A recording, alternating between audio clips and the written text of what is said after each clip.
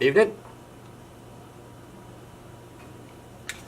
I figured it'd be fun to do a quick update on all of the things that have been happening. I posted a while back that something big was coming, and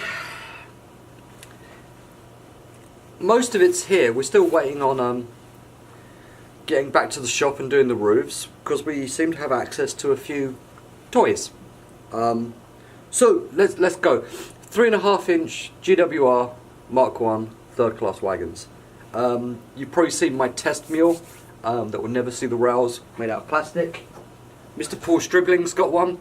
I did a quick paint test the other day on this. This is my mule, and as you can see, this thing comes out, apart from my overspray, these things come out really well, and they've got a good weight to them, and they're not too bad. Colour matching was a pain. I took a few trips to a few different places and actually tested a bunch of colours, and you saw my colour test when I posted photographs, which is probably here somewhere. I did a bunch of colour tests and a colour matching just to get it, because I couldn't find the RAL and I couldn't find the RGB for the colours, so I had to do a bunch of tests, which is fine. In between that, myself and Mr. Stephen have been tinkering in the shop a little bit, building something rather special. The easiest way to show you the kits that we're going to be producing is to actually show you them. There's a photograph here of us mucking around last night, but it's actually to show them to you in person. Now, it seems that we have access to a laser cutter. This is one of the sides of the GWR Mk1 in steel. The kit will come with the end etched so you can bend it, so you can bend your ends. It comes with doors, 2 per side. These are etch primed because I'm gluing them in.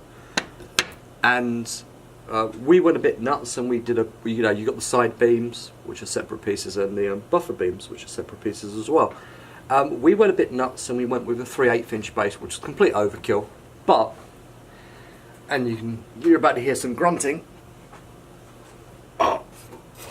This is the bottom of the car with the nice buffer beams on.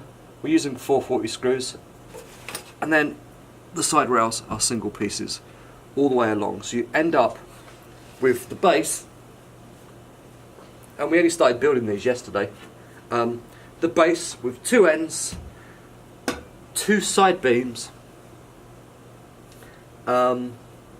Took us most of last night. We're actually building 3 of them right now, so we've got end beams on all 3.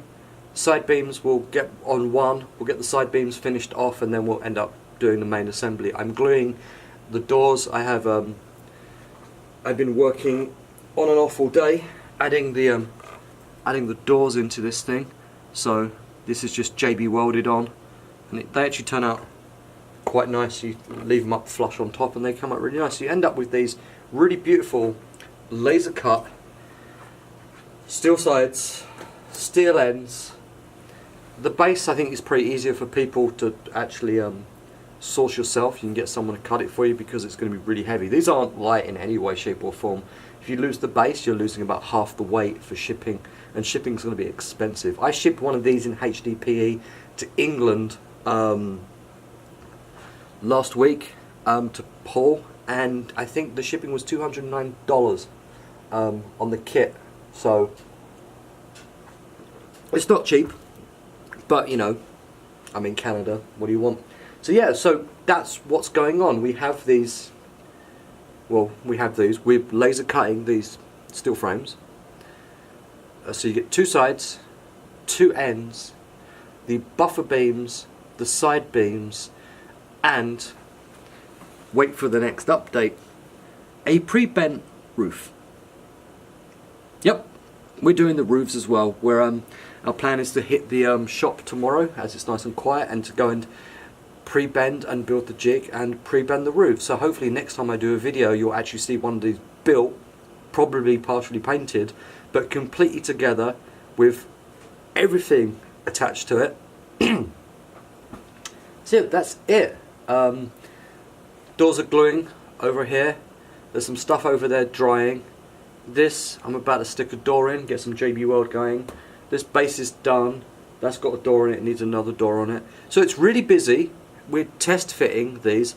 You're not going to have to worry about these jumping off the rails because they're heavy as all buggery.